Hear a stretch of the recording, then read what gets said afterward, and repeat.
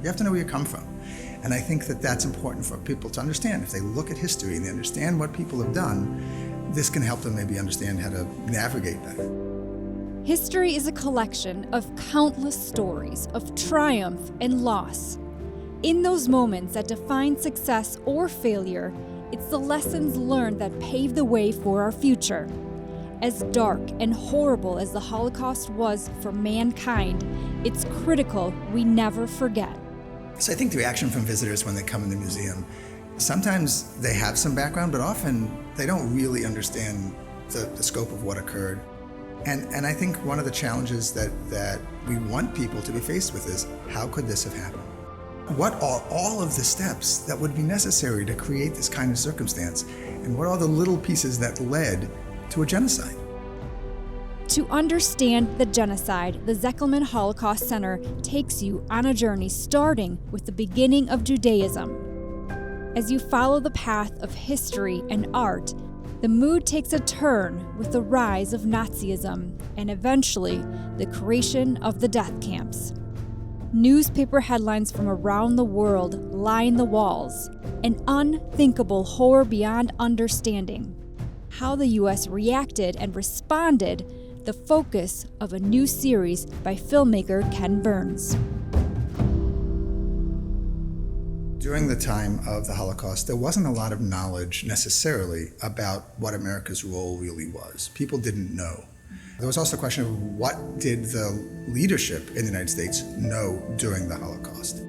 Also, what did the public know? So here in the museum, we talk about some of those topics and give people an understanding that there was information that was being published here in the daily papers about what was going on, what the Nazis were doing, that they were in fact murdering millions of Jews. The information was available, it was being published, but people weren't paying attention. Hopefully the documentary is going to help people grasp that idea, that people just had other priorities and somehow did not think about something that was further away from them than their immediate area.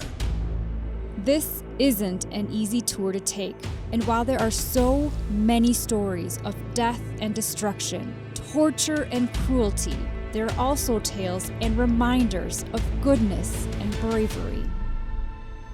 I think there are two things that I wish everybody would learn from the Holocaust. One is that in terrible darkness, people are capable of great kindness.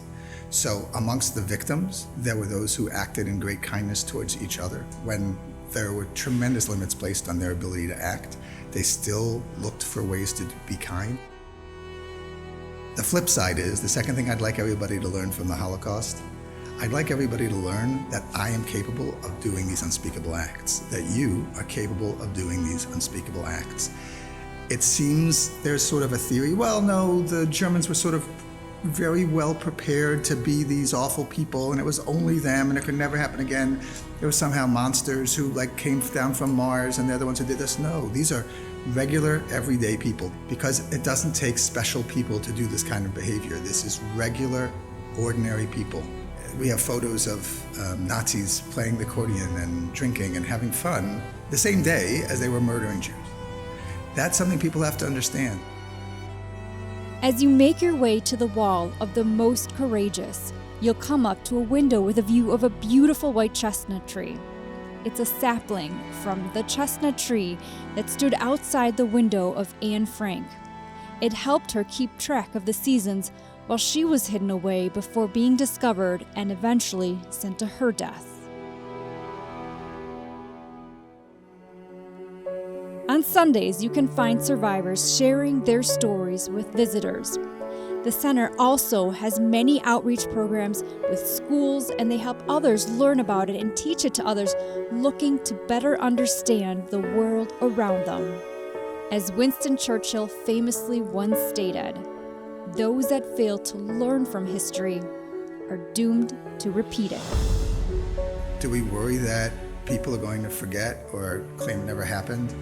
Museums in communities are trusted. People understand that what we're talking about is something that's true and that happened, and we can present it to them in a way that they hear these facts. As it becomes part of history, it gets harder, and so it's even more important for institutions like this to be able to make sure those stories continue to be told.